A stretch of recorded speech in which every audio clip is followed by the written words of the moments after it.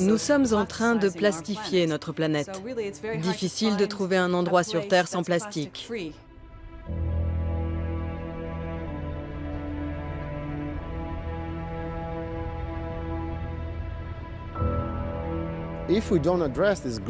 Si on n'arrive pas à gérer cette crise, où 2 milliards d'habitants sont sans aucun service de ramassage de leurs déchets, la pollution plastique des mers sera irréversible et irréparable.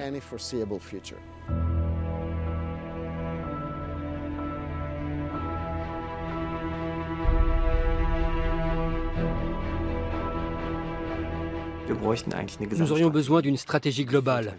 Or, il n'y en a pas. Et ça, c'est effrayant.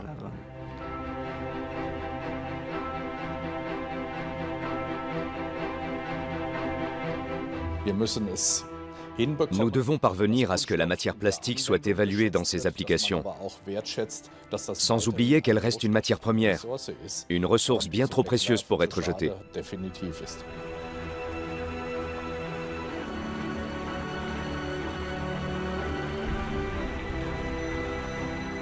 Réfléchissons, on a trouvé des tas de planètes, tas d'exoplanètes, tas de systèmes stellaires.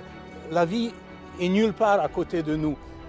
Quelle chance qu'on a, quelle merveille. Et on va la bousiller avec du plastique, arrêtez. Nous avons produit de telles quantités de plastique que nous pourrions en faire une feuille de cellophane dans laquelle on envelopperait une fois et demie la Terre.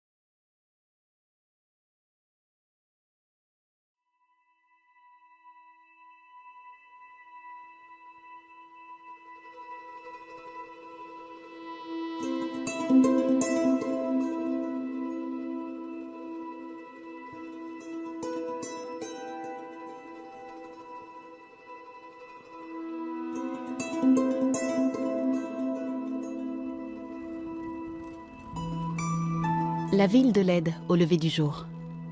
Un matin ensoleillé d'automne sur la côte hollandaise de la mer du Nord.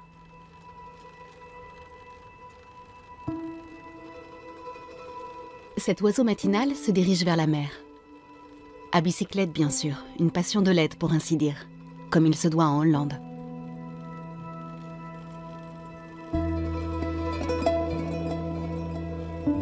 Toujours sa planche de surf sous le bras. Et pas n'importe quelle planche. La sienne est composée de déchets plastiques. Mera Ntinga adore le surf. Il est diplômé en biologie, artiste indépendant et activiste dans le combat contre un adversaire apparemment surpuissant, les déchets plastiques. Sa planche fait partie de son message.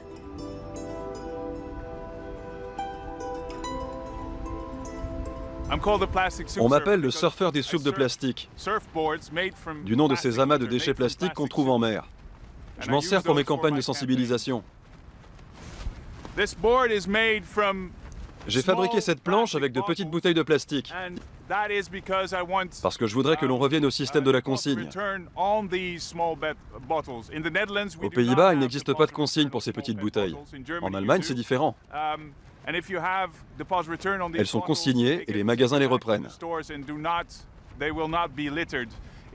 Voyez-vous, rien qu'aux Pays-Bas, des dizaines de millions de ces bouteilles partent chaque année à la poubelle.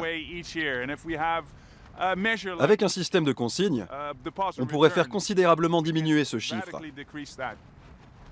Avec cette planche, je suis allé jusqu'en Angleterre depuis la côte hollandaise, ce qui fait 200 km. C'était en 2016, une initiative spectaculaire pour promouvoir le principe des bouteilles en plastique consignées. Pour Tinga, ce n'était pas la première action du genre. Mais jusque-là, il n'avait encore jamais osé s'attaquer à la traversée de la Manche. Quand j'ai quitté Scheveningen, il y a eu un moment génial. Les bateaux d'assistance étaient encore tout près, et j'ai vu ma femme me faire un signe de la main. Là, j'ai su qu'il fallait y aller. Je savais que ça allait devenir difficile. La mer allait grossir et le vent allait se lever et nous allions devoir l'affronter. Ce qui me frappe, c'est qu'il y a des endroits où beaucoup de plastique flotte dans la mer. On n'arrive pas toujours à savoir ce que c'est. Des bidons, des ballons ou des emballages. À un moment donné, j'ai accroché un grand filet de pêche qui flottait à la surface. Il s'est emmêlé autour du foil de la planche. Les gens du bateau ont dû intervenir pour me libérer. Hoeveel zijn we er? 137, ja, mooi. Ce qui me motive, c'est la conviction que je peux vraiment changer les choses. Je voulais attirer l'attention des gens sur la pollution plastique de nos mers et promouvoir un système de consignes pour les petites bouteilles, pour empêcher qu'elles ne finissent à la mer, sur nos plages, dans nos rivières et dans nos canaux.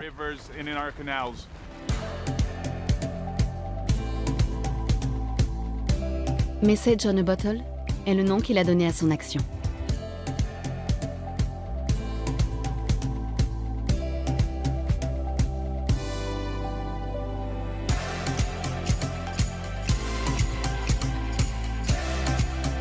Le message dans la bouteille était parvenu à bon port. Quand j'ai atteint la plage, des gens étaient là à m'attendre. Ça m'a surpris.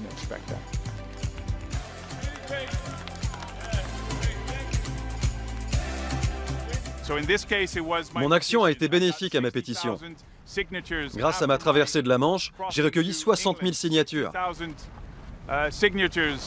Je les ai toutes déposées au Parlement pour encourager les députés à instaurer un système de consignes sur les bouteilles en plastique.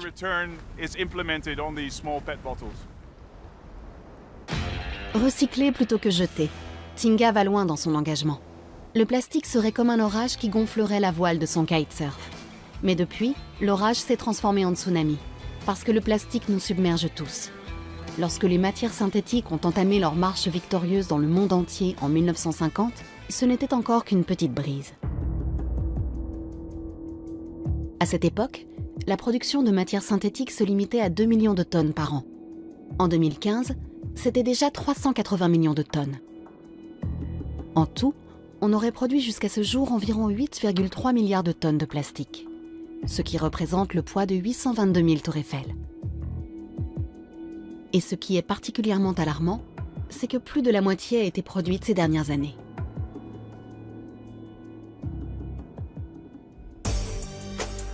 Francfort, siège de Plastique Europe-Allemagne, l'association de lobby du secteur industriel des produits synthétiques. La cote de popularité du matériau auprès de la population serait d'environ 75%. C'est du moins ce qu'ils disent ici, à Francfort. Rüdiger Baunemann est directeur général. Son credo, la matière synthétique n'est pas le problème, mais une partie de la solution. Ce dont nous sommes particulièrement fiers, c'est qu'aujourd'hui, les matières synthétiques sont présentes dans quasiment tous les domaines de notre vie quotidienne. Regardez autour de vous, les matières plastiques sont partout, dans les emballages de nos aliments, dans les maisons que nous habitons et qui sont, nous sommes en hiver, maintenant agréablement chaudes, parce qu'elles sont isolées avec des matériaux synthétiques. Dans les automobiles, où nous sommes entourés de plastique, et on en utilise toujours plus.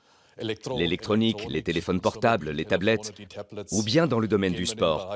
Peu importe que nous soyons sportifs nous-mêmes ou que nous allions seulement assister aux matchs, les stades de foot, ces temples des temps modernes, ne pourraient plus aujourd'hui être réalisés dans leur forme actuelle sans recours massif aux matières synthétiques.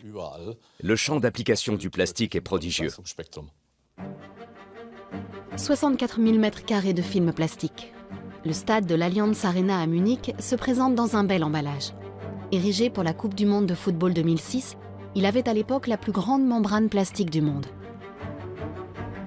Le matériau utilisé pour la construction, très solide et perméable à la lumière, s'appelle le fluorpolymère.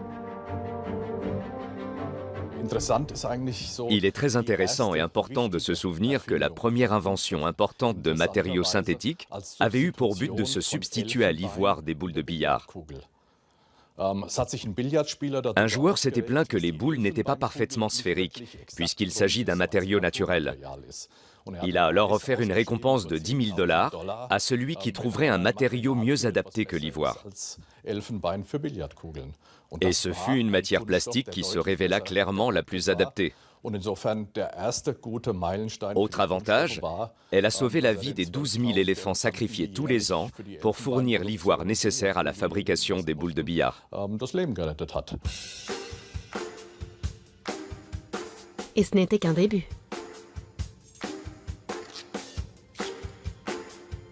Le transistor en bakélite, la voiture pour enfants, les tupperwares et les monoblocs, du sport à la médecine, le plastique est en plein boom depuis le milieu du siècle dernier. Même le ballon de foot est depuis longtemps en plastique, tout comme les automobiles et les jouets. Léger, polyvalent, mais surtout bon marché, le plastique est omniprésent dans notre vie quotidienne. Mais comme nous le rappellent les associations environnementales, le plastique n'a pas que des avantages. Pour l'industrie du plastique, c'est le matériau par excellence du XXIe siècle. J'ajouterais qu'il est malheureusement aussi le problème du XXIe siècle. Et les années qui viennent seront déterminantes. Saurons-nous faire un usage plus intelligent du plastique que jusque-là ? Dès le milieu des années 1970, l'Académie nationale américaine des sciences avait attiré l'attention sur la pollution des mers par les déchets plastiques. Le rapport mentionnait alors qu'une réduction était urgemment souhaitable. Peine perdue.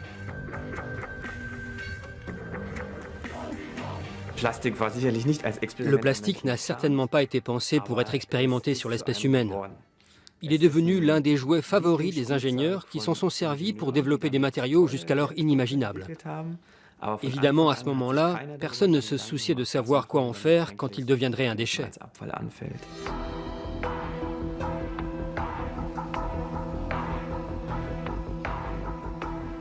On a créé quelque chose de magique, mais maintenant on a surconsommé. On ne s'est pas rendu compte, en effet, de toute cette consommation, de tout ce qu'on a pu créer sans réfléchir après, en effet, quelle est l'empreinte qu'on va laisser. Et cette empreinte ne peut plus être évincée de la discussion.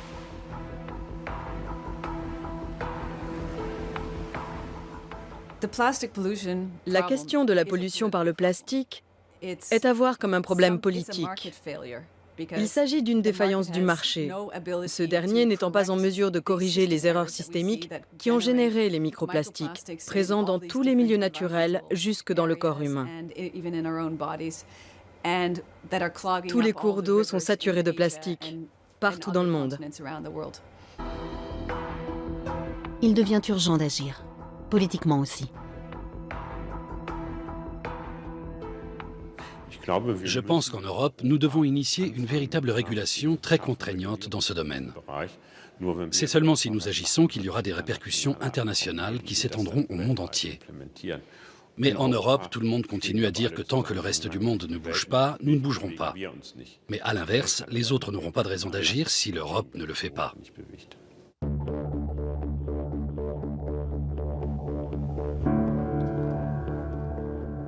Retour à Leyde, en Hollande. Les rayons de ce supermarché regorgent de plastique. L'emballage est roi. Pourquoi ? Avec l'augmentation des foyers monoparentaux, les portions deviennent de plus en plus petites.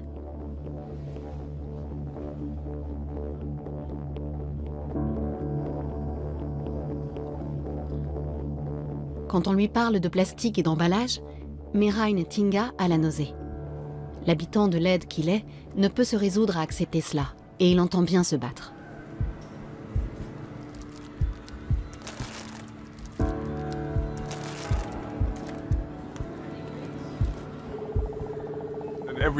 Dans les supermarchés, tous les aliments sont emballés dans du plastique. Avec ma campagne, je voudrais que les fabricants commencent à engager le début d'une prise de conscience sur les emballages. Il se bat contre le lobby puissant des fabricants. Un Don Quichotte au pays des moulins à vent, dans un pays où même les moulins à vent sont en plastique.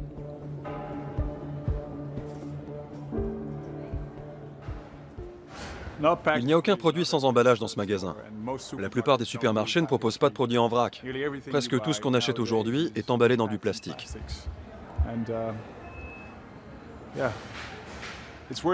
Il y a de quoi être alarmé des conséquences de notre usage effréné du plastique et par la quantité de déchets plastiques qu'on produit.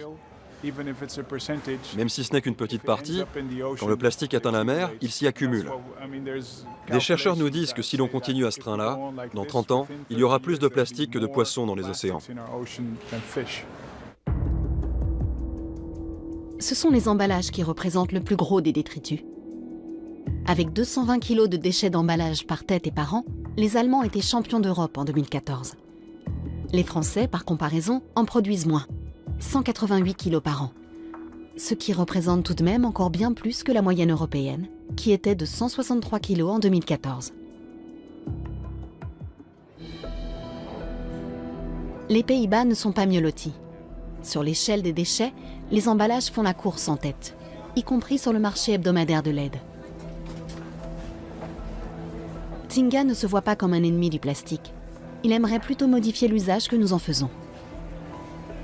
Pour que le plastique ne pénètre pas dans la chaîne alimentaire, il faut commencer par en produire moins. Et par-dessus tout, il faut en utiliser moins. C'est là qu'intervient le consommateur.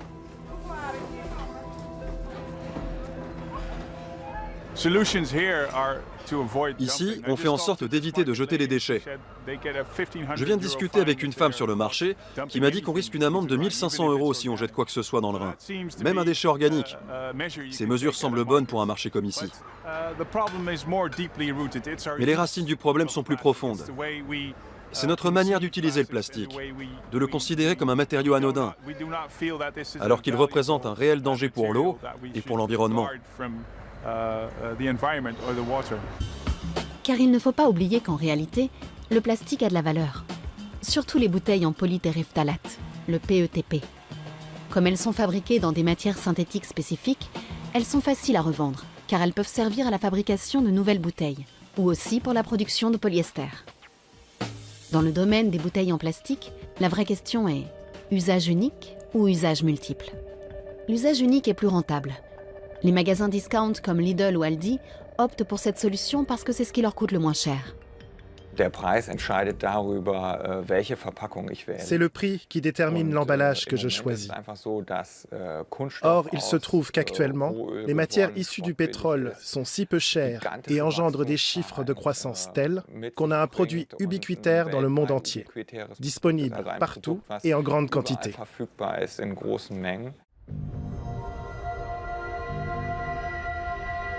Le système de la consigne exige une infrastructure coûteuse. Les protecteurs de l'environnement et le marché des boissons parlent d'un combat de David contre Goliath.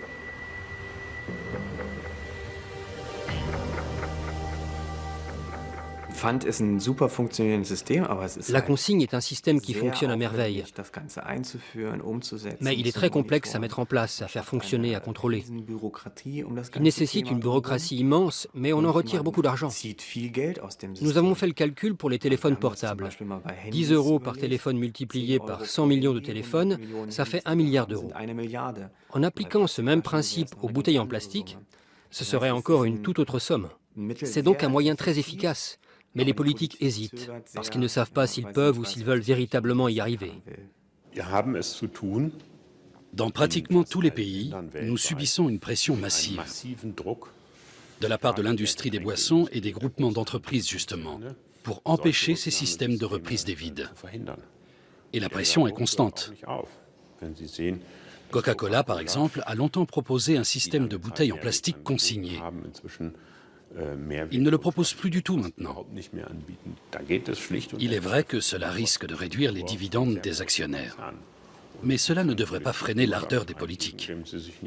On est en droit de réguler cela. On n'est pas obligé de céder au chantage. Et pourtant, en Allemagne aussi, le législateur a cédé à la pression du lobby des boissons. La généralisation du système des bouteilles consignées n'a pas la priorité.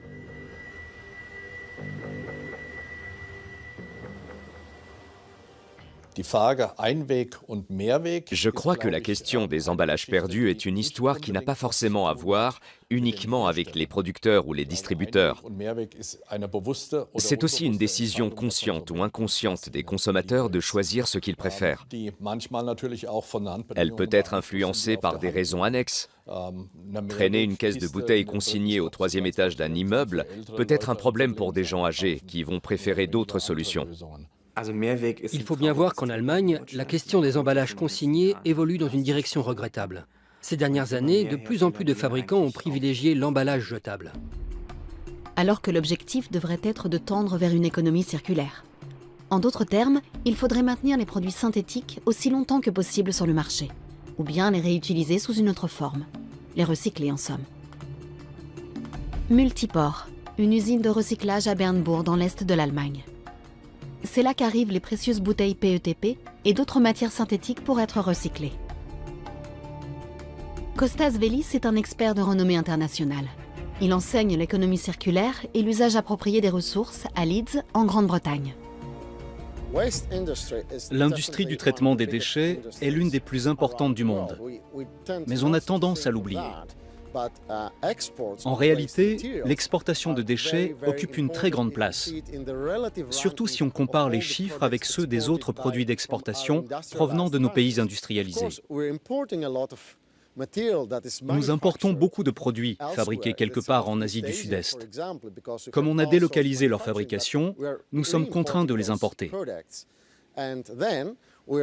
Et après, nous on exporte les déchets, ce qui nous donne une chaîne mondiale d'approvisionnement des déchets.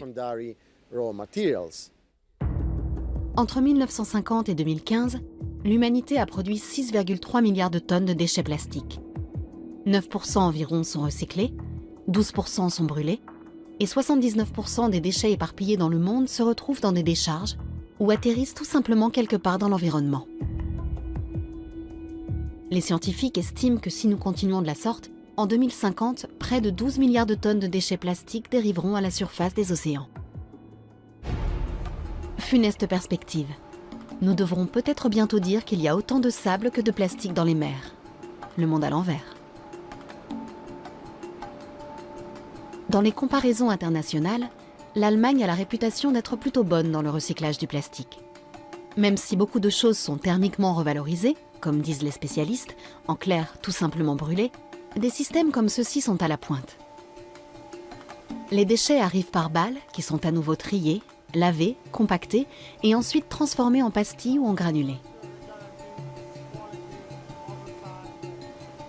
Un contrôle de qualité vérifie si les normes sont bien respectées.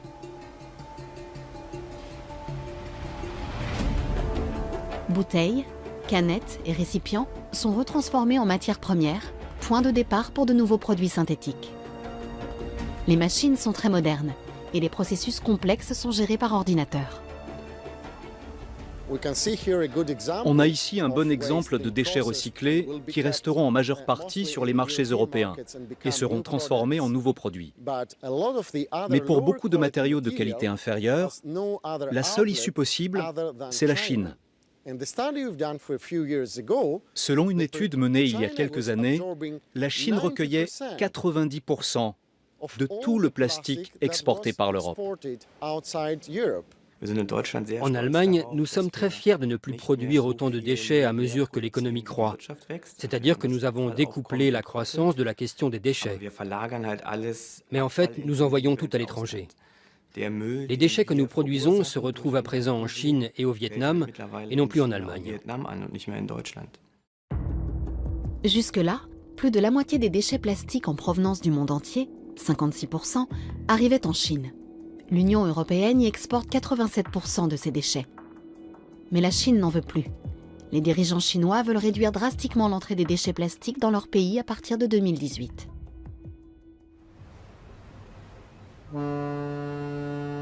Le port de Qingdao. C'est ici qu'arrivent les déchets de l'Europe.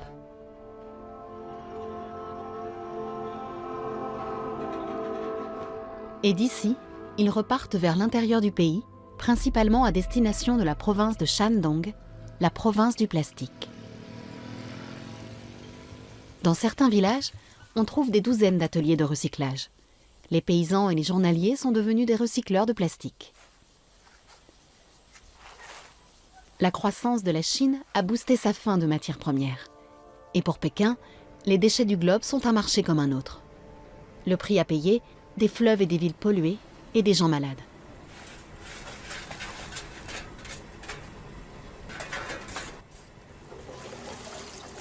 La Chine, la déchetterie de l'Europe.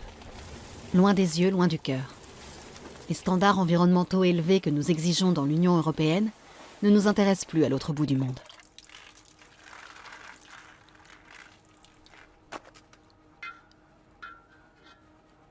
Masques respiratoires et gants de sécurité sont ici des accessoires inconnus. Mais la belle mécanique s'enraye. En effet, la Chine vient de faire savoir à l'Organisation mondiale du commerce qu'à partir de 2018, elle n'importerait plus de déchets plastiques. Le prix que Pékin doit payer pour les effets secondaires des importations est trop élevé.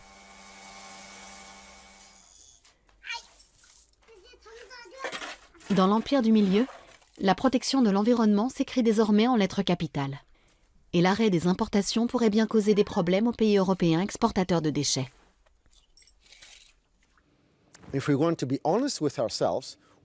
Si on veut être honnête, il faut admettre notre dépendance envers la Chine. Et on a exporté d'énormes quantités de déchets plastiques sans se préoccuper de savoir si la Chine respecte ou non les normes environnementales ou de santé publique lors du traitement des déchets.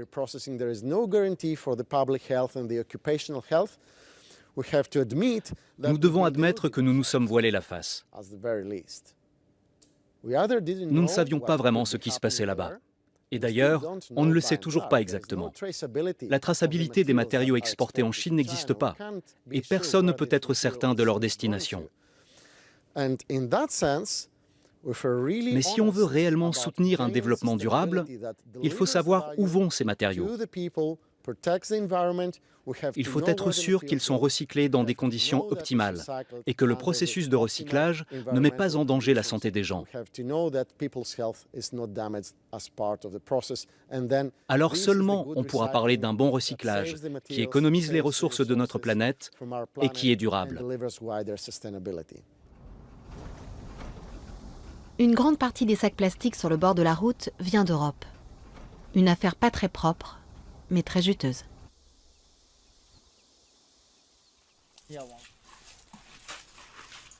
Le tri se fait à la main et on se lave avec l'eau souillée du bac de rinçage.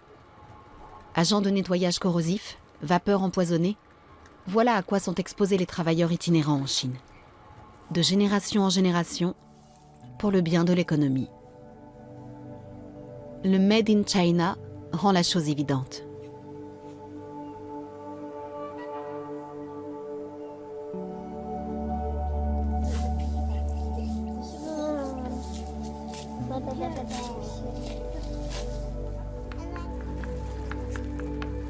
Cuisiner à Shandong n'a rien d'une partie de plaisir. Les déchets sont la face cachée de l'aspiration à la prospérité partagée dans le monde entier. Aujourd'hui, les montagnes de déchets en Chine ont tellement grandi qu'elle n'a plus besoin d'importation. Manger dans le plastique, jouer dans le plastique, dormir dans le plastique. Il n'y a plus rien d'autre ici.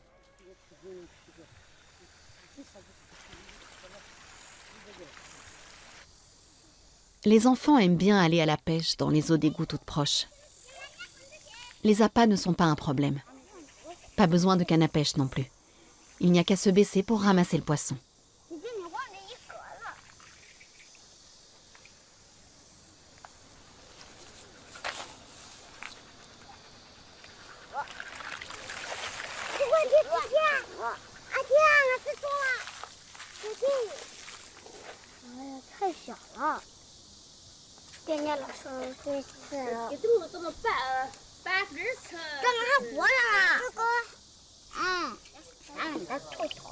On ignore combien de toxines se sont accumulées dans ces poissons. Mais les cancers et d'autres maladies graves ont connu une forte augmentation dans la province. Si Pékin décide de stopper vraiment les importations et déclare la guerre aux déchets plastiques, de telles images devraient disparaître.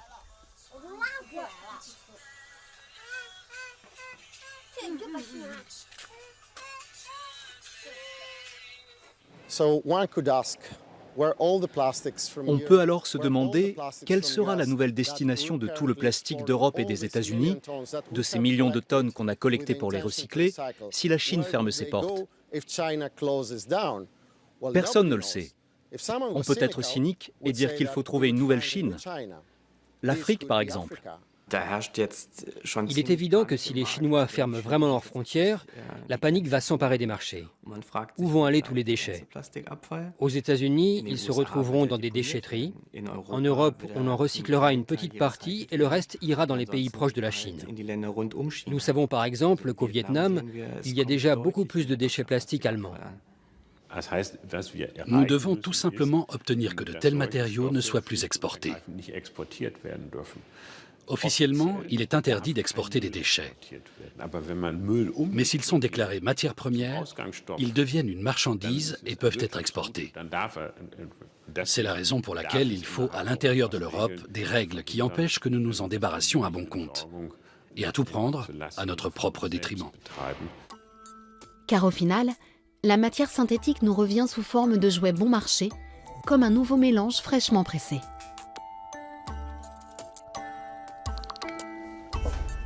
Andrea Büttner est chercheuse en arômes à l'Institut Fraunhofer à Freising en Bavière, dans le sud de l'Allemagne.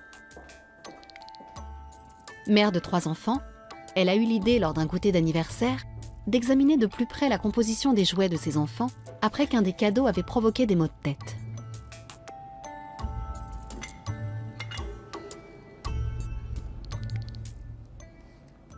Ok, c'est bon pour moi. J'échangerai bien maintenant pour comparer avec ce que tu as relevé.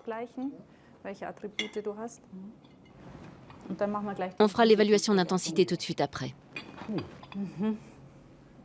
Quelle est l'odeur d'un dinosaure? Celui-ci en particulier a une très forte note de moisi, un peu gras et légèrement piquant. Ça pique vraiment le nez et un peu les yeux aussi.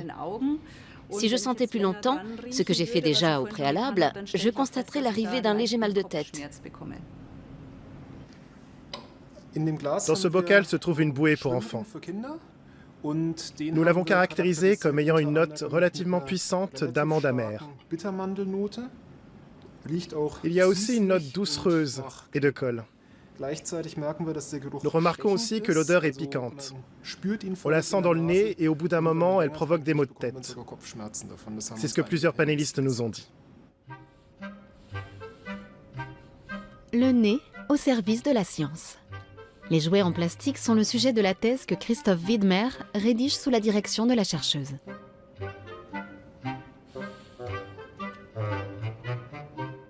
Je pense qu'il y a déjà eu beaucoup de recherches sur le plastique. Mais ce qui m'inquiète, ce sont les produits qui viennent de certaines régions du monde et qui ne sont pas analysés dans le détail, car beaucoup ont envahi notre marché. Et on n'est pas non plus très attentif à la qualité des matières premières employées pour leur fabrication. Chez nous, en Allemagne, je pense que nous sommes très soigneux dans la fabrication, mais ce n'est malheureusement pas le cas dans le reste du monde. Nos 2 chercheurs estiment faire un travail de détective en sentant les toxines.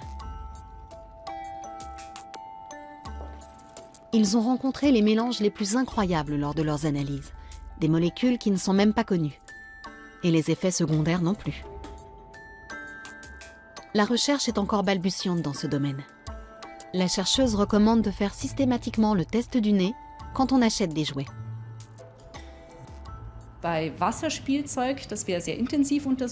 Nous avons examiné très attentivement les jouets qui vont dans l'eau, les ballons par exemple, ou bien les brassards.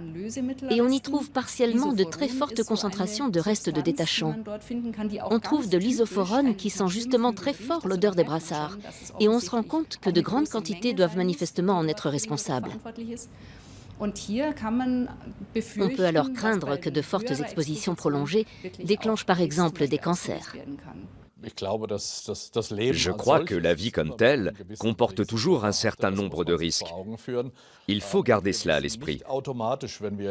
Et lorsque nous introduisons quelque chose de nouveau, nous ne savons pas automatiquement quels en sont les effets à long terme. Je crois qu'il existe plusieurs exemples dans le passé, dans tous les domaines, où nous avons constaté que les experts pouvaient parfois se tromper. L'erreur est humaine, y compris pour les produits synthétiques. Sur le marché, il existe des jouets contenant du bisphénol A. Des traces de ce perturbateur endocrinien auraient déjà été découvertes dans des aliments pour bébés. La médecine ne prend pas position, car le plastique contient souvent une si grande quantité de matériaux divers qu'il est impossible d'imputer la faute de façon monocausale. Ce qui est sûr, c'est que ces substances perturbent le système hormonal humain. Dans l'ensemble, les enfants sont devenus plus allergiques ou plus sensibles, et on veut savoir d'où ça vient. On peut donc s'interroger sur la nature de ces matériaux problématiques auxquels ils sont exposés. Bien sûr, il y avait déjà des enfants allergiques dans les années 70, mais ils étaient beaucoup moins nombreux, peut-être 5 ou 8%. Aujourd'hui, ils sont 30%. Et au final, quand l'enfant a grandi, à 25-30 ans, et qu'il n'a pas encore d'enfant, on se dit « mais que se passe-t-il » Et il arrive que durant ces 25-30 ans, il y ait eu tellement de produits synthétiques ingérés que les spermatozoïdes auront perdu de leur vigueur et qu'au lieu de 70 millions par éjaculation, il n'y en a plus que 20 millions. Pourtant, le plastique reste une bénédiction pour la médecine. Les poches de sang et les stents, les pacemakers et les prothèses, la matière synthétique sauve des vies. Impossible d'imaginer le quotidien des hôpitaux sans le plastique.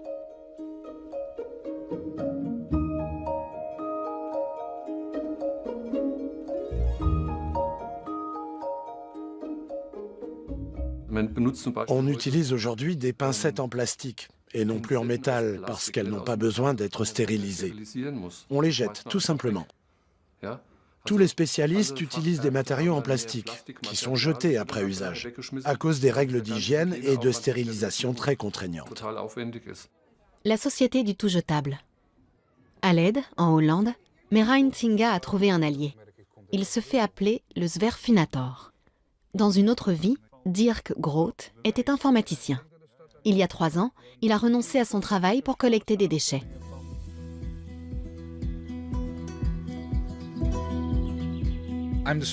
On m'appelle le Zwerfinator, le terminator des déchets. Certains font du jogging, moi je me promène et je ramasse des déchets. Pour ce nouveau projet, je ramasse des bouteilles et des canettes. Je les prends en photo, je les géolocalise pour montrer que le problème est partout. Quand j'ai commencé à ramasser des déchets, j'en voyais partout. Mais je voyais aussi ces rapports qui disaient que tel endroit était propre, alors que moi je savais que c'était faux. Mais comment le démontrer? Il faut consigner les données. J'utilise une application d'un Californien qui fait comme moi avec les déchets. L'appli s'appelle Literati. Lorsque je montre les cartes à des hommes politiques, ils sont étonnés de voir qu'il y a plus de déchets qu'ils ne le pensaient. Le Zwerfinator au travail. Il collecte, prend des selfies et les met en ligne. Aux Pays-Bas, Dirk est une star de Facebook.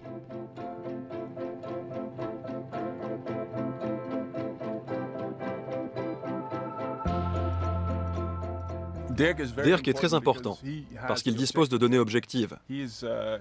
Son principal but, c'est de montrer précisément où se trouve le plastique, où sont les déchets. Ce n'est pas comme le gouvernement ou les grosses sociétés qui ont d'autres intérêts. Le plastique est un gros business.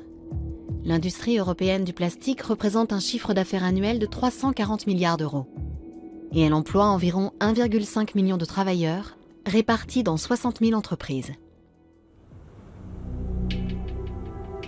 L'une de ces entreprises est Covestro. Cette ancienne filiale de Bayer est un géant de la chimie en pleine expansion. En 2017, son chiffre d'affaires fut de 14 milliards d'euros, soit 20% de plus qu'en 2014.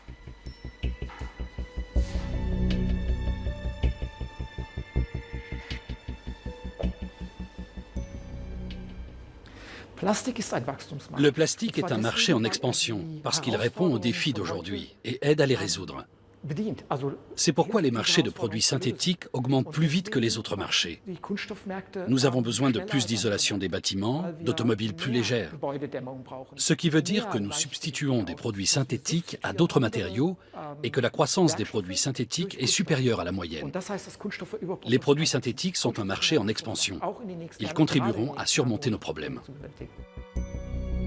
Le plastique est polyvalent, comme le montre Covestro avec sa palette de produits.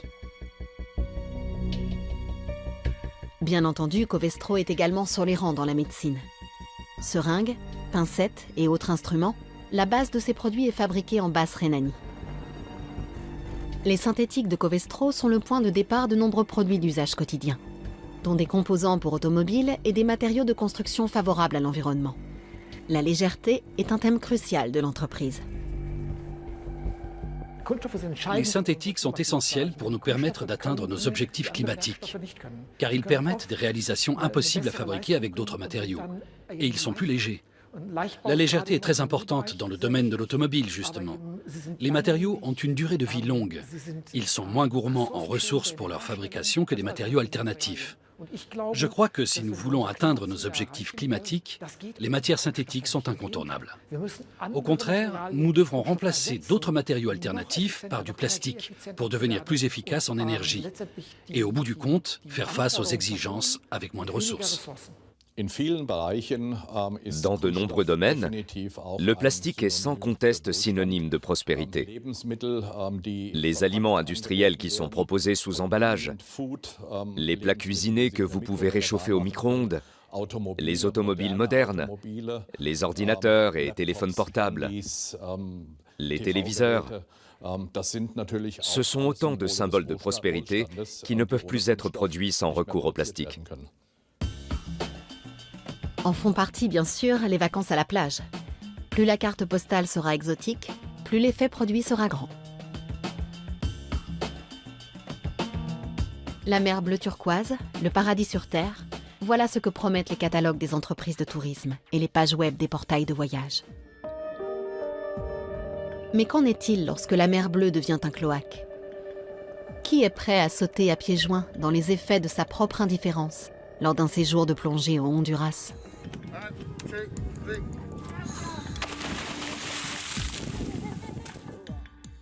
Tout le monde sait pourtant que c'est la vie dans les océans qui rend la Terre habitable. La prospérité a un prix, et ce sont les déchets plastiques. 2 milliards de personnes sur la planète n'ont pas accès à des traitements des déchets dignes de ce nom. Sont concernées l'Amérique centrale, l'Amérique du Sud, l'Asie. C'est là qu'est produite aujourd'hui la plus grande quantité de plastique. Et c'est là aussi qu'ils s'en retrouvent le plus dans la mer. La Chine, l'Indonésie, le Vietnam, la Thaïlande et les Philippines sont ensemble responsables de la moitié de la pollution au plastique.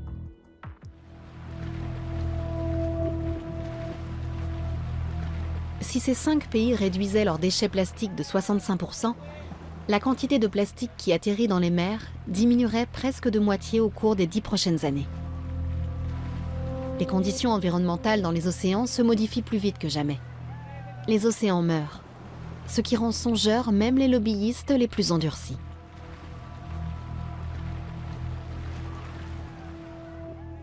Je vais vous donner un avis tout à fait personnel. Ces derniers temps, je suis souvent allé en vacances en Asie et j'ai visité quelques pays là-bas. En tant que représentant de l'industrie du plastique, quand on voit l'état de l'environnement, je dois dire sincèrement que j'en ai l'estomac retourné. Il y a des images que j'aimerais ne pas voir, mais qui me motivent personnellement, avec les possibilités d'influence que nous avons ici en Allemagne, à continuer de travailler pour que les choses changent à l'avenir. Le Rhin, près de Bonn. Le fleuve est aujourd'hui plus propre qu'il y a 10 ans, mais les cours d'eau emmènent les déchets dans les océans. Il faudrait que le monde entier soit bientôt comme ici, avec moins de déchets plastiques. C'est l'avis des chefs d'entreprise David Katz et Sean Frankson. Empêcher le plastique d'atteindre les océans, c'est primordial pour l'écosystème marin, pour la chaîne alimentaire. L'océan, c'est l'origine de la vie. L'être humain vient de l'océan et on doit protéger notre lieu d'origine. Les 2 Canadiens sont les lauréats du prix des Nations Unies pour la protection de l'environnement et du climat. Ils veulent éliminer les déchets plastiques dans le tiers-monde. Pour cela, ils ont fondé la Plastic Bank, une banque tout à fait particulière qui fait du plastique une monnaie pour venir en aide aux plus pauvres. L'idée nous est venue de créer cette organisation quand on a compris que la majorité des gens ne voient aucune valeur dans le plastique. On sait qu'on ne peut pas forcer les gens à recycler, surtout s'ils vivent dans la misère. C'est tout bonnement impossible. Mais si on parvient à leur faire comprendre que ce matériau peut contribuer à l'éducation de leurs enfants, ou donner accès à des soins médicaux, procurer à manger, à boire, un accès à l'Internet ou d'autres choses, alors ils changent leur point de vue. Collecter les déchets doit présenter un intérêt. C'est ici qu'ils ont commencé, en Haïti, l'un des pays les plus pauvres du monde et dans lequel les déchets sont un problème majeur. L'approvisionnement de la population en eau potable se fait ici presque exclusivement par des bouteilles en plastique. Les conséquences sur l'île sont dramatiques. Il y a du plastique partout. Depuis 2015, la Plastic Bank a recyclé plus de 3000 tonnes en Haïti, ce qui correspond à plus de 140 millions de bouteilles en plastique. Cela a permis de générer presque $1 million dans le pays. La plus grande part revient sous forme de paiement direct aux habitants qui collectent les déchets. La Banque du plastique verse de l'argent et délivre des bons d'achat. Le changement est palpable partout où nous allons. Un beau sourire quand quelqu'un reçoit de l'argent pour du plastique. Quand quelqu'un échange du plastique contre quelque chose qu'il n'aurait jamais pu avoir auparavant. Lorsqu'ils ont l'argent entre les mains et prennent leurs jambes à leur cou parce qu'ils ont du mal à croire que c'est vrai. Certains enfants peuvent aller à l'école parce que le recyclage permet à leur famille de payer leur scolarité. Il y a de gros changements partout où on va. Une mutation sociale grâce au plastique. C'est une idée attrayante. Un progrès qui, pour une fois, serait en faveur de l'environnement et qui recèle un réel potentiel économique pour l'avenir. La vision à long terme de la Banque du plastique est de faire comprendre qu'il existe 8 milliards de kilos de plastique sur la planète. Tout le plastique qu'on a produit est toujours là. Avec environ 50 centimes par kilo, le matériau vaut 4 milliards de dollars. Il faut reconnaître cette valeur et en faire une monnaie d'échange. Il faut utiliser le plastique et sa valeur pour résoudre l'ensemble des problèmes de notre planète, que ce soit l'extrême pauvreté ou le manque d'éducation. Le plastique doit être au cœur du changement. Le plastique comme solution aux problèmes de ce monde. Le Canadien visionnaire n'envisage pas moins que cela, ce qui fera plaisir aux lobbyistes. Visite dans un supermarché de Bonn. Katz et Frankson démontrent comment le consommateur peut être utile à la résolution globale des problèmes. Voici un exemple simple de ce que la Banque du plastique propose aux consommateurs. Faire en sorte que des marques connues utilisent notre matériau pour leurs produits, celui que les plus pauvres de notre société ont récupéré dans les océans.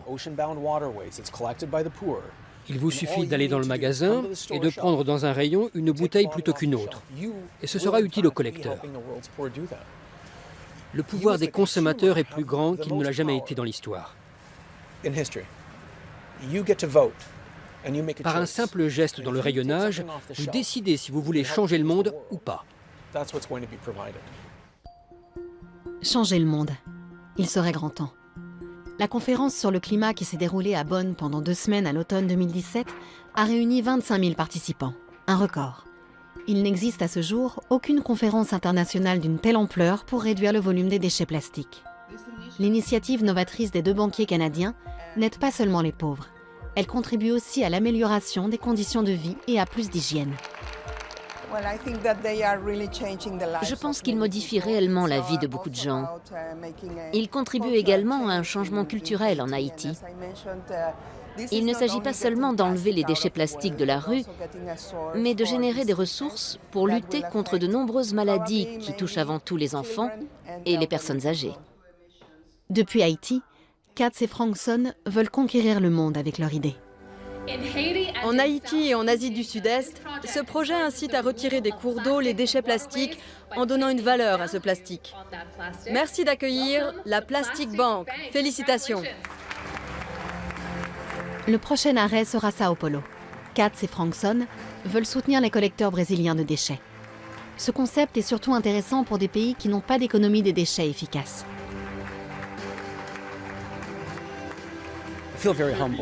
Je suis très touché. C'est une magnifique reconnaissance. Un événement fantastique et important.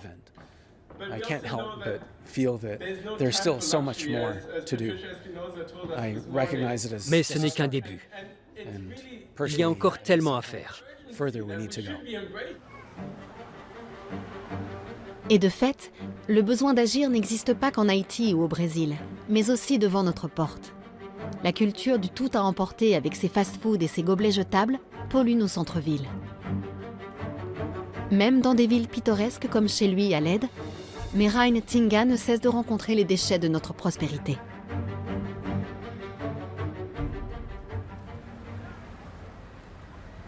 Vous voulez que je vous donne un exemple? Les pailles, les couvercles qu'on utilise pendant 30 secondes et qui se transforment en déchets qui vont durer 400 ans ou pour toujours. C'est ça notre culture de la prospérité. Des pailles et des couvercles qui finiront dans l'eau et elles y resteront pour toujours. Straw Wars, ou la guerre des pailles. C'est ainsi que les protecteurs de l'environnement appellent l'incroyable consommation de paille aux États-Unis. Selon les calculs du service des parcs nationaux, les Américains consomment 500 millions de pailles en plastique par jour, soit l'équivalent de 125 bus scolaires remplis jusqu'au plafond de paille chaque jour. Le chiffre est tellement incroyable qu'il a choqué le Norvégien Erik Solheim, directeur de l'Agence pour l'environnement des Nations Unies, lors du sommet pour l'environnement de l'ONU à Nairobi. La guerre est déclarée au plastique, et ce haut fonctionnaire désigne un produit en particulier.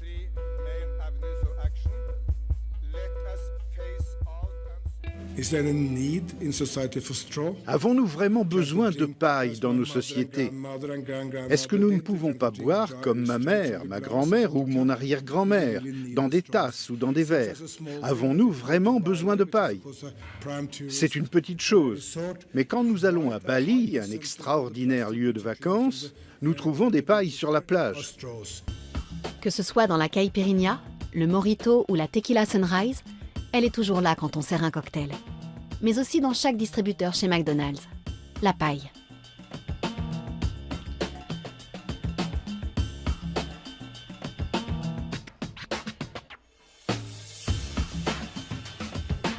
Mais qu'arrive-t-il si elle se coince? Pas dans notre gorge, mais dans le nez d'une tortue de mer. Ce sont des images que personne ne veut voir, mais qui montrent une chose. Le plastique est vraiment partout.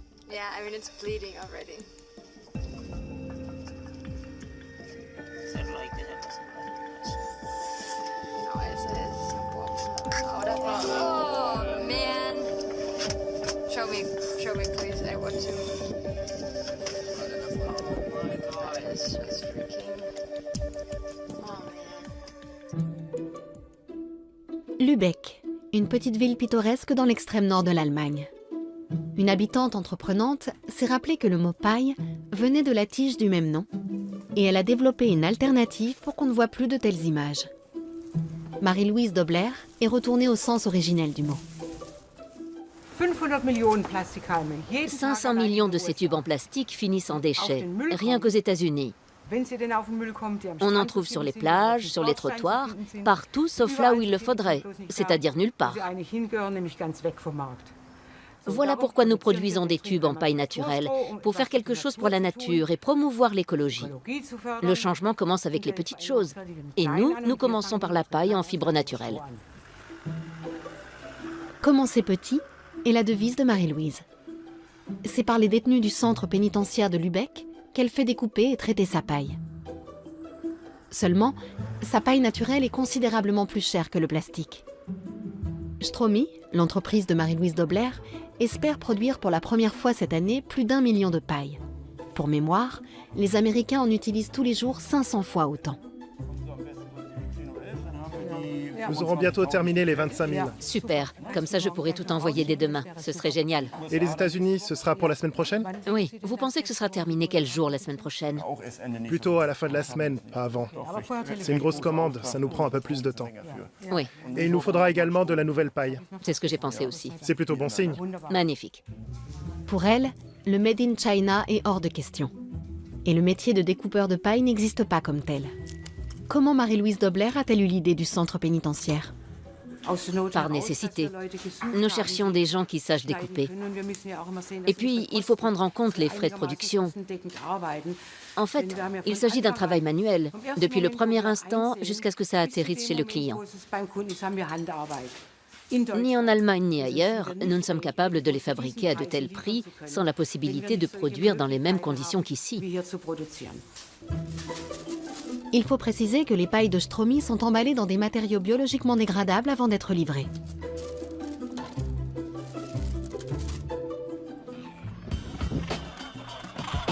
Pourquoi chercher au loin ? Helgoland n'a certes pas des tortues de mer géantes à proposer, mais par contre, quantité de fous de bassan et de fulmars. Lorsqu'ils ne volent pas au-dessus de la mer, ils couvent sur les falaises de l'île.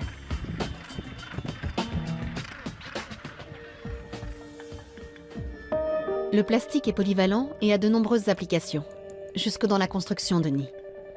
Et plus d'un oiseau va s'empêtrer dedans, avec des conséquences fatales.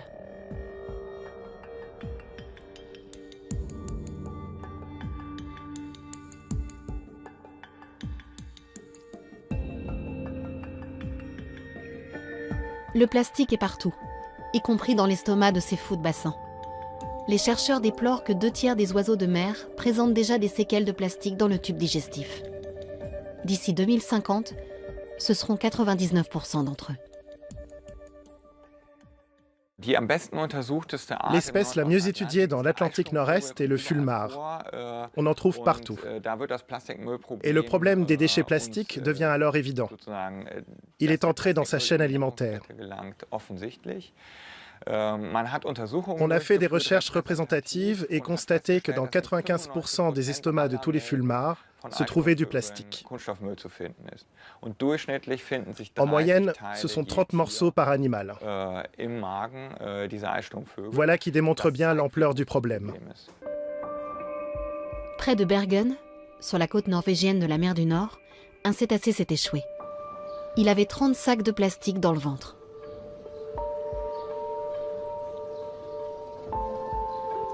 Le plastique avait obstrué son estomac. La baleine risquait de mourir de faim avec le ventre plein. Les chercheurs l'ont délivré et l'ont sauvé d'une mort certaine.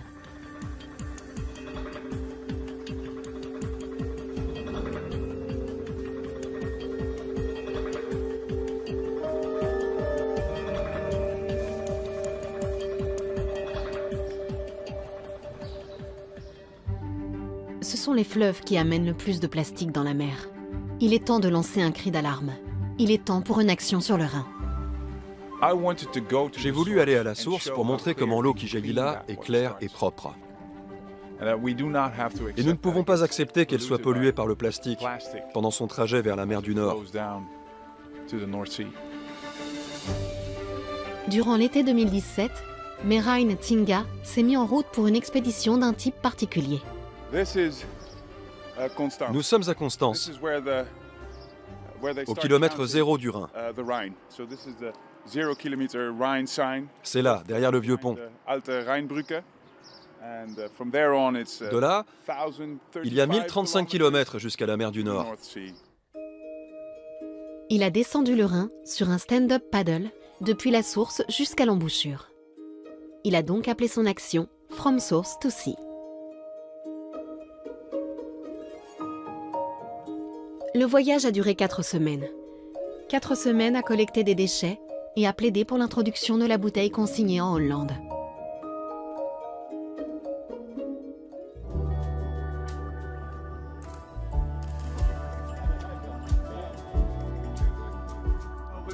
Avec le vent contraire, c'est assez difficile. Il a appris la technique du stand-up paddle uniquement pour ça, peu avant le début du voyage. Dans l'eau, sur l'eau, et au bord de l'eau, il a collectionné des souvenirs de la société du jetable pour confronter les patrons des grands producteurs de boissons et des supermarchés à ses trouvailles. Avant de partir, il les désignait comme ses ennemis, mais il espère en faire des alliés dans son combat pour la bouteille réutilisable. Dans la plupart des cas, on ne peut pas savoir ce que c'est, car ce ne sont que des petits fragments d'emballage. Ce que je croise, je l'emporte. Je le mets dans un petit sac que je garde sur mon surf.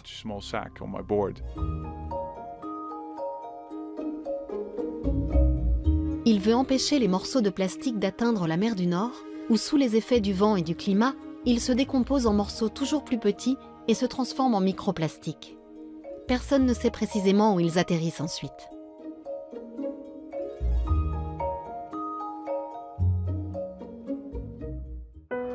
C'est une question qui préoccupe les scientifiques. Dans la baie de Villefranche-sur-Mer, sur la Côte d'Azur, se trouve l'Observatoire océanographique, un centre important de la recherche sur les mers. C'est le microplastique qui attire les chercheurs sur ce lieu de travail idyllique et qui oriente leurs travaux.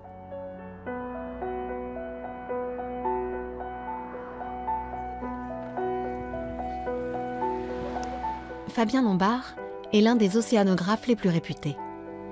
Sa spécialité est le plancton. Mais depuis quelque temps, les scientifiques doivent se consacrer davantage à une nouvelle espèce, le microplastique. Sur le quai, ils capturent des méduses.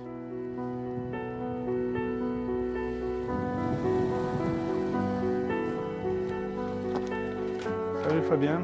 Son maître est le légendaire professeur Gabi Gorski. La pêche d'aujourd'hui? La pêche d'aujourd'hui, ouais. Il y en avait plein au ponton, tu vois. Et elles sont pas trop en forme, hein, elles sont un peu transparentes. Mais il y en avait qui avaient du plastique dans l'estomac. Là, elles sont en train de pondre. Bah oui, on a des œufs, tu vois, ça c'est des œufs qu'elles ont pondus. Et là, tu vois, celle-là, elle a même un morceau de polystyrène dans l'estomac. Là, on le voit, il est là, le morceau de polystyrène. Le plastique est partout, y compris chez les méduses du sud de la France. Là où il y a du plastique, il y a en règle générale aussi des méduses. Leur mucus pourrait être utile contre la pollution car il lie les nanoparticules. Mais les microparticules peuvent bien entendu aussi entrer dans la chaîne alimentaire par l'intermédiaire des méduses. Une économie circulaire qui n'est pas souhaitable. Donc les méduses peuvent manger du plastique. Elles vont le garder pendant quelques heures dans l'estomac, le temps de digérer d'autres proies. Et donc pendant ce temps-là, elles peuvent soit accumuler des toxines qui sont attachées sur le plastique, soit aussi, comme les méduses sont des proies idéales pour pas mal de poissons, elles vont éventuellement participer à l'ingestion du plastique par les poissons, puisque le poisson va essayer de manger la méduse et il y aura du plastique à l'intérieur. Et avec le poisson, le microplastique va à nouveau atterrir dans nos assiettes. Un véritable cercle vicieux.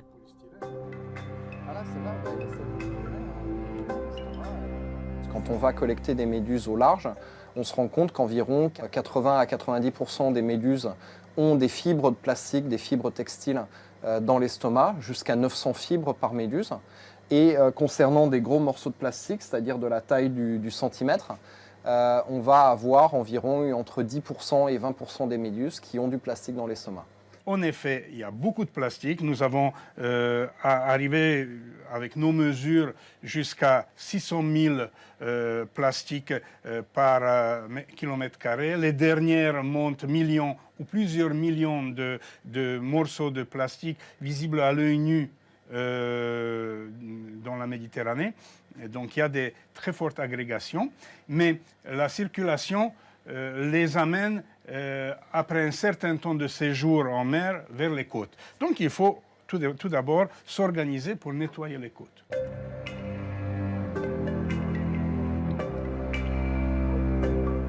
Gorski vit et travaille depuis de longues années dans le sud de la France. Il aime sa patrie d'adoption et la mer aussi. Le professeur émérite jouit d'une excellente réputation au sein de la communauté scientifique.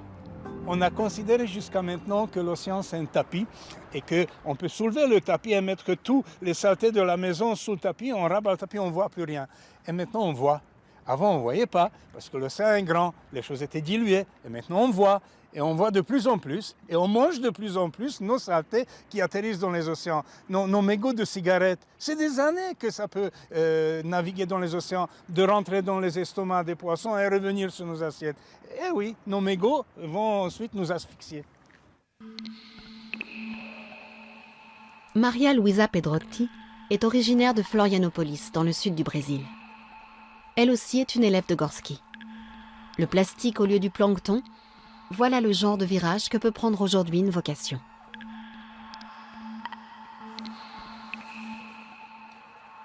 Je travaille sur les microplastiques et sur la faune attachée à ces nouvelles structures qui sont dans les océans maintenant, avec des quantités immenses.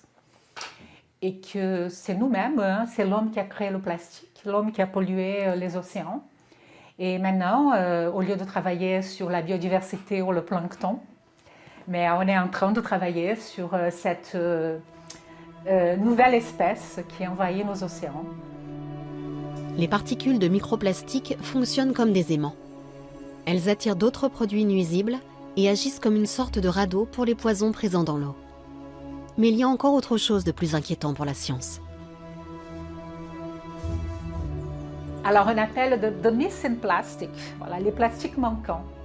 Et c'est vrai qu'on n'arrive pas encore... il y a des études qui ont été faites qui montrent la quantité de plastique qui sont déversés dans l'océan. Ça veut dire qu'ils ont analysé les bandes côtières de plusieurs pays, la quantité de plastique qui n'est pas bien gérée, les plastiques qui n'est pas recyclé et tout. Et on arrive à des quantités de plastique. Hein. Il y a 8 millions de tonnes de plastique qui sont déversées tous les ans en mer. Et quand après on regarde par rapport au plastique qu'on trouve en mer, ça veut dire que nous, on va le chercher et analyser, mais on trouve 1% de la quantité de plastique qui devait se trouver en mer. Et la question est, où sont les autres plastiques? À la recherche du plastique perdu. Dans le cadre des expéditions Tara, le groupe qui entoure les scientifiques de Villefranche-sur-Mer analyse le plancton dans la Méditerranée. Les résultats ne sont pas rassurants. Dans certains endroits, comme au large de la Corse, on trouve plus de plastique que de plancton. Heureusement qu'ailleurs, il y a encore 5 fois moins de plastique que de plancton. Mais les scientifiques mettent en garde. Si nous continuons comme ça, d'ici quelques années, les poissons mangeront autant de plastique que de plancton. Une catastrophe pour leur digestion, leur croissance et donc pour la chaîne alimentaire humaine.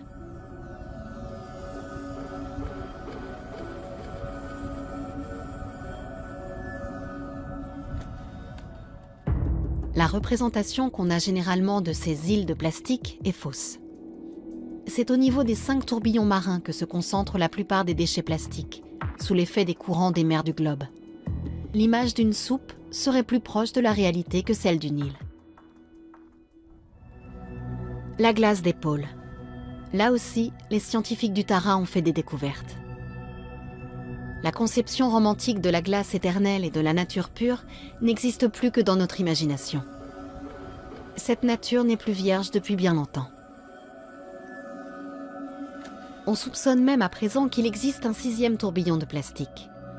Tous les gobelets qui sont jetés sans qu'on y prête attention se décomposent en arrivant dans la mer, en partie plus petites, sous l'effet de la lumière du soleil et de l'eau salée, et finissent en microplastique.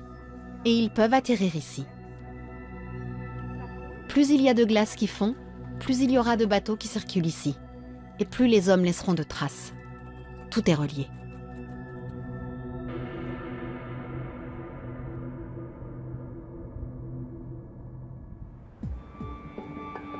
À l'Université libre d'Amsterdam, on étudie les effets du microplastique sur notre quotidien.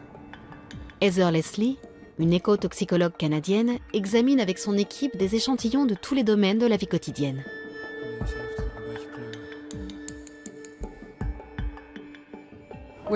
Nous examinons le microplastique comme on le rencontre dans des domaines très divers de notre environnement. Nos échantillons sont prélevés dans l'eau, sur des sédiments ou sur des invertébrés. Mais il nous arrive aussi de tester des produits de supermarché.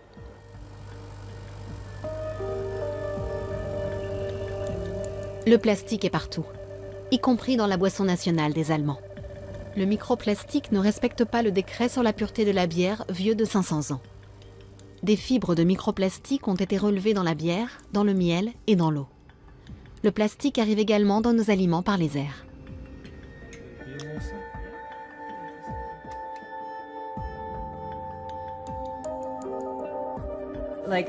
Ici, nous avons une très petite fibre synthétique trouvée dans une bouteille de bière. C'est un produit dans lequel on ne soupçonnerait pas la présence de plastique. Seulement voilà, nous utilisons le plastique depuis si longtemps que nous sommes en passe de plastifier notre planète. Il est très difficile de trouver un endroit sur Terre sans plastique. Polyvalent, bon marché, mais surtout avec une longue durée de vie. Tout cela n'est pas nouveau. Il est choquant de constater que nous n'avons plus de contrôle sur ce matériau. Le plastique est en train de conquérir chaque recoin de notre planète. Et il a déjà atteint notre chaîne alimentaire. Il y a même du plastique dans la glace de l'Arctique. Et même dans l'espace, sous forme de déchets spatiaux. Partout où vont les humains, ils laissent un peu de plastique. Et comment cela se répercute-t-il sur l'espèce humaine ? Que sait la médecine à ce sujet ? Difficile de faire de la recherche quand on manque de financement.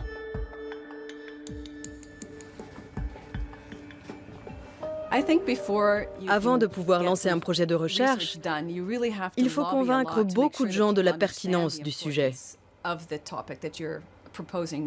Malheureusement, la recherche sur le microplastique n'est pas volontiers financée par des entreprises pour lesquelles les résultats pourraient avoir des conséquences néfastes.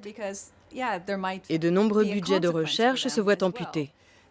Nous nous trouvons donc dans une situation très compliquée. Si vous travaillez dans un secteur industriel en lien avec des problèmes sanitaires humains, alors ce sont de très mauvaises nouvelles. Je comprends parfaitement que des entreprises puissent hésiter à sponsoriser ces recherches. Ce n'est tout simplement pas dans leur intérêt. Je crois qu'à ce jour, il n'existe pas d'indice sérieux permettant d'affirmer la présence d'une charge élevée de produits synthétiques dans l'alimentation humaine. De nombreuses recherches dans ce domaine montrent que cela se concentre dans des aspects restreints de l'alimentation humaine, impropres en fait à la consommation humaine. On ne connaît donc pas encore de preuves d'une charge plus élevée. Et je crois que ces annonces qui reviennent régulièrement, de produits synthétiques dans la bière et dans les aliments, tout cela n'a pas encore été confirmé. Dans notre groupe de travail, nous examinons aussi la présence de microplastiques dans des aliments, car cela permet d'expliquer comment les microplastiques arrivent dans le corps humain. Nous avons donc aussi examiné des échantillons de sel marin et d'autres échantillons prélevés dans des mines de sel. Dans le sel de mine, nous avons trouvé 0 particules par kilo de sel. Et dans tous les échantillons de sel de mer, nous avons trouvé des quantités non négligeables de particules de polypropylène et de polyéthylène. Nous avons aussi examiné un vieux bloc de sel issu d'une saline de Formentera, qui n'est plus en activité, ce qui veut dire que le sel a plus de 30 ans. Il s'est avéré qu'il y avait environ 100 particules de microplastique par kilo de sel. Dans de nouveaux échantillons prélevés dans la même région de Formentera, mais dans des salines en activité, nous avons relevé 300 particules. Cela signifie d'une part que la quantité a triplé et d'autre part que le problème du microplastique dans les cours d'eau n'existe pas depuis quelques années seulement, mais depuis plusieurs décennies déjà.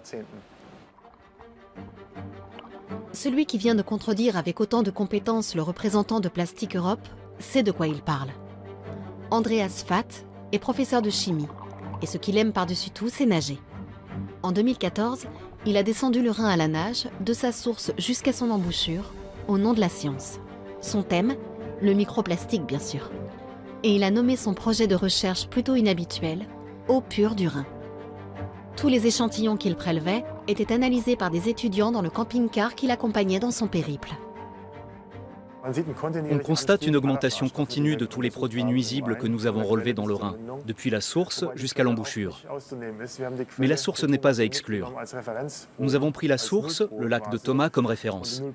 Mais cet échantillon 0, pour ainsi dire, n'était pas nul. Nous avons trouvé là aussi des tensions actives perfluorées et du microplastique, et dans des concentrations plus élevées que dans les autres segments du Rhin. C'est dû au fait que le lac de Thomas est quasiment un entonnoir, un aspirateur où se regroupent les produits nuisibles, y compris le microplastique qui se trouve déjà dans les champs de neige alentour et dans les précipitations. Or, le lac se remplit par la fonte des neiges. Nous y avons donc trouvé 270 particules par mètre cube d'eau.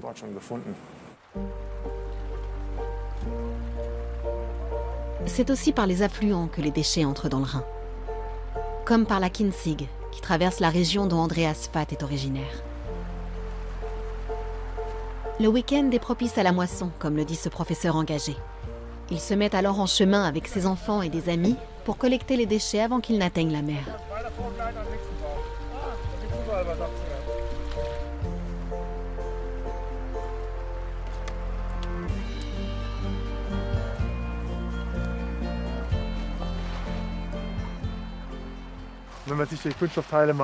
Quand on regarde les échantillons de produits synthétiques que l'on recueille sur les branches des arbres, on constate qu'ils sont déjà en train de se décomposer.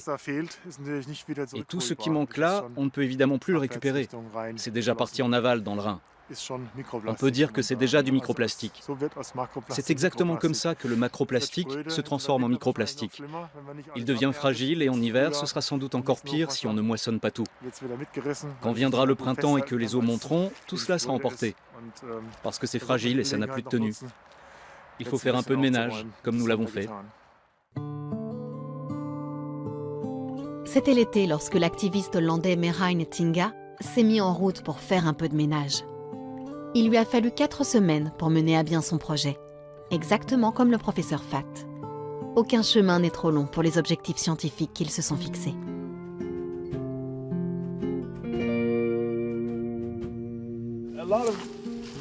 Beaucoup de choses que je vois ici viennent des barbecues et des pique-niques. Oui. Ce sont des gens qui pique-niquent et qui laissent leurs affaires ici. Oui, il y a toujours des pique-niques et des barbecues ici. On retrouve beaucoup de choses comme ça. Un bouchon. En hiver, le niveau de l'eau monte jusque-là. C'est ici, dans les herbes hautes, qu'on trouve les tout petits échantillons. Il y en a partout, et c'est bien sûr très difficile de tout ramasser et de tout nettoyer. On ne peut pas nettoyer ça. La solution doit forcément venir de la prévention. La fin de la pollution de nos mers par le plastique commence sur Terre, par notre comportement de consommateur. L'usage multiple, voici le credo de Merijn Tinga. Les emballages, les bouteilles, c'est la partie des déchets que je peux voir. Mais une grande partie des déchets plastiques n'est pas visible, parce que le matériau se décompose en éléments de taille microscopique. J'ai visité une usine de traitement de l'eau. On m'a dit qu'il n'existait pas de possibilité de filtrer les particules de plastique très petites. À l'Université libre de Berlin, on se pose les questions suivantes. Est-ce que des filtres seraient une solution au problème ? À partir de quel moment peut-on retirer le microplastique de la circulation ? Le professeur Leinfelder est géobiologiste et chercheur en anthropocène. Avec son assistant, Yosri Hassanain, il travaille au développement d'un système de filtrage qui serait capable de retenir les particules de microplastique produites par les vestes polaires et les résidus cosmétiques dans les eaux usées des ménages.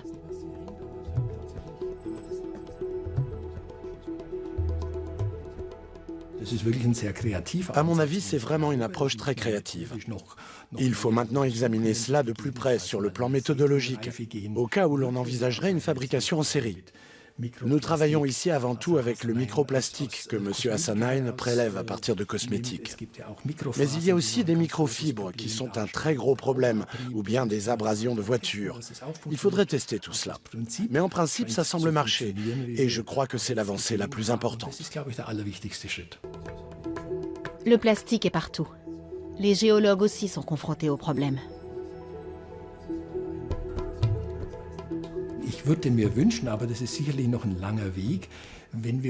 Ce que j'aimerais, mais on est encore loin du compte, c'est que nous puissions avoir dans chaque ville un dispositif qui retiendrait le microplastique avant que l'eau ne quitte les ménages, dans chaque maison ou dans chaque immeuble, avant que les eaux usées ne rejoignent les canalisations.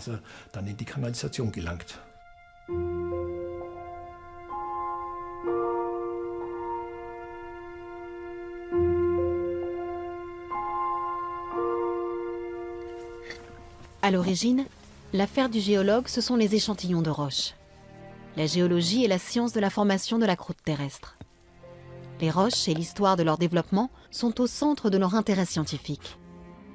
Enfin, c'est ce qu'on pourrait penser.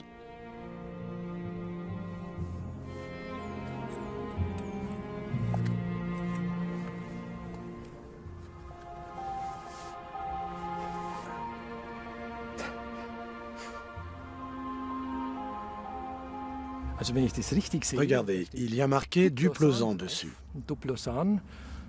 C'était l'une des premières entreprises à fabriquer des préservatifs. Je crois qu'elle existe depuis la fin des années 1920. Dans les années 30 et pendant la guerre, c'était extrêmement répandu dans la Wehrmacht. Le préservatif protégeait contre la syphilis et empêchait les grossesses, bien sûr. Manifestement, nous avons là du plastique, alors que les premières boîtes, jusque dans les années 60, étaient en aluminium. On va essayer de l'ouvrir. On dirait que c'est vide, mais peut-être aussi que ça n'a pas servi. Je vais essayer de l'ouvrir en faisant attention. Je ne voudrais pas la casser.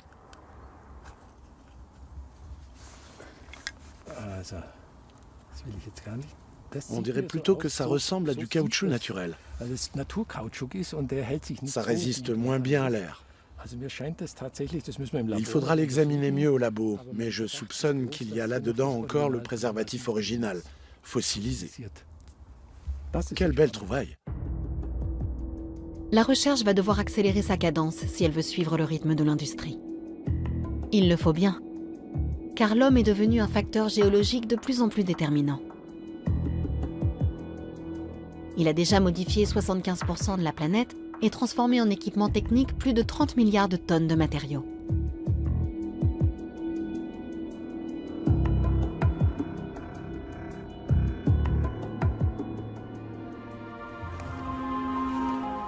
Des géologues, comme le professeur Leinfelder, ont inventé une nouvelle époque de l'histoire de la Terre, l'Anthropocène, qui a été faite par l'homme. Les traces de cette présence humaine accompagnent le professeur Leinfelder pas à pas, et le concept d'environnement lui semble inapproprié. Parler d'environnement est une manière de tracer des frontières. Nous sommes là et autour de nous, proches ou lointains, il y a l'environnement. Ce qui nous en distancie, c'est que nous pouvons nous en préoccuper quand ça nous arrange. Nous savons aussi qu'il est abîmé, mais il est difficile de s'en occuper. Nous devrions apprendre à vivre avec la conscience que nous faisons partie intégrante de ce système. Accepter le monde sans vouloir le posséder.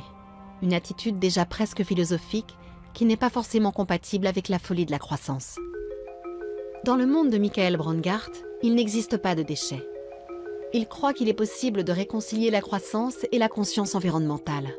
Cradle to cradle, du berceau au berceau, est son principe. À vrai dire, c'est très simple. La nature ne connaît pas de déchets. Tout est nutriment. Toutes les choses qui s'usent doivent retourner dans des espèces de cycles biologiques, de même que tous les produits de la nature retournent dans des cycles naturels. Mais toutes les choses qui sont seulement utilisées doivent aller dans des cycles techniques, du berceau au berceau, et non pas du berceau à la tombe.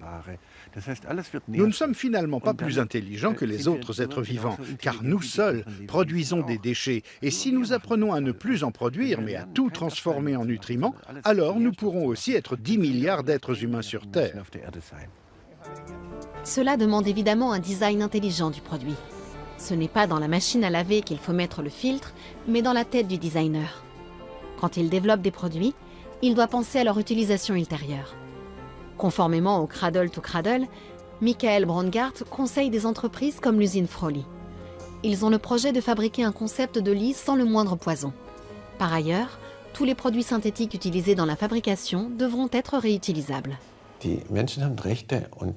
Les gens ont des droits et la collectivité a le droit d'obtenir des produits sains. C'est le rôle de l'État de garantir cela.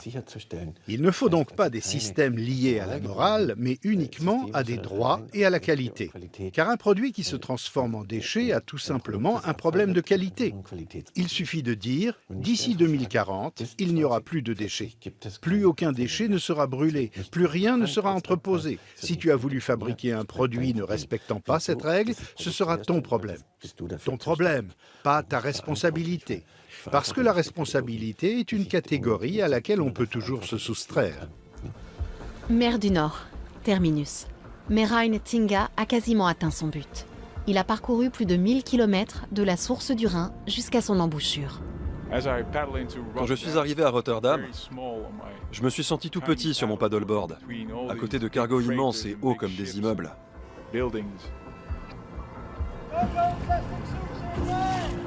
Rotterdam est l'un des plus grands ports du monde. J'y reçois même les salutations nautiques à mon arrivée. Je suis presque arrivé au but de mon voyage. C'est le dernier événement médiatique avant que je ne retourne demain sur l'océan avec mon paddle.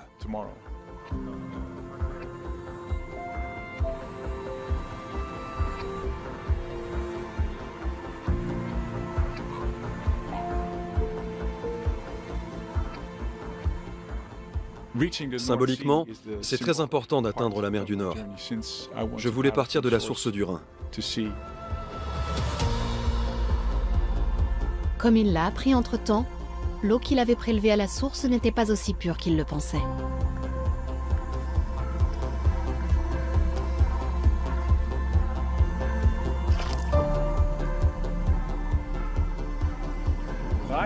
La source princière du Rhin. C'est pas beau ça? La source princière du Rhin. C'est important que nous trouvions cette bouteille justement à cet endroit. La prochaine crue l'aurait emportée au large. Exactement comme je le ferais avec mon bateau. Mais cette bouteille n'a rien à faire ici. Elle ne devrait pas atteindre la mer. Et les fabricants pourraient empêcher cela. Un homme seul face à la mer. Tinga croit en la force du changement qui doit se produire en chacun d'entre nous.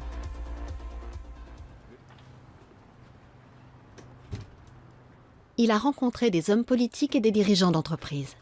Son engagement, espère-t-il, les a conduits à penser autrement.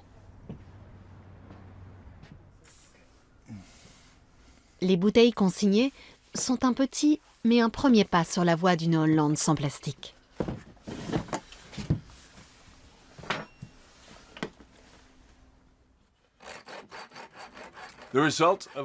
Ma campagne a eu pour effet que beaucoup de gens se sont mis à réfléchir à un système de consigne des bouteilles en plastique. Nous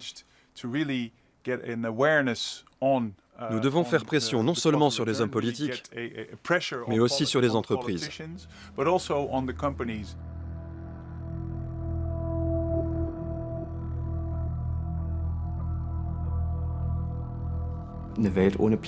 Un monde sans plastique ne serait pas un monde meilleur.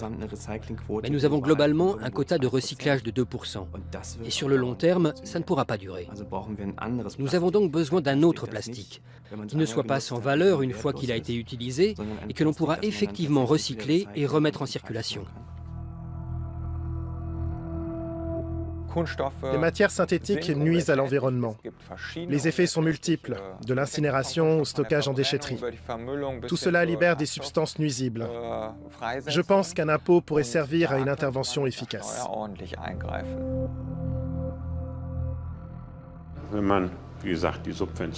Si l'on réduit les subventions au pétrole et qu'on se préoccupe de systèmes de consigne raisonnables, alors on obtiendra des degrés de recyclage corrects. Les produits alternatifs, ceux qui ne produisent pas ces effets catastrophiques quand ils se décomposent, auront alors une chance. Les microplastiques dans la chaîne alimentaire peuvent conduire à des conséquences néfastes pour la santé. Pour l'instant, nous savons peu de choses là-dessus, mais il est grand temps que nous le découvrions.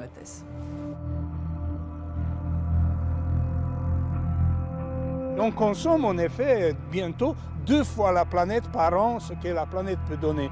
Ce n'est pas sans se mettre soi-même en danger, c'est pas gratuit, c'est dangereux, il faut arrêter. Et nous devons commencer à comprendre comment traiter correctement ce que nous avons créé.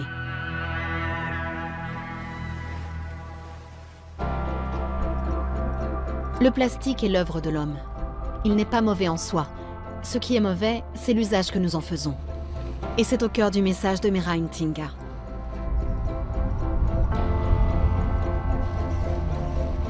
Chacun doit prendre sa part de responsabilité pour empêcher que notre planète ne soit plastifiée.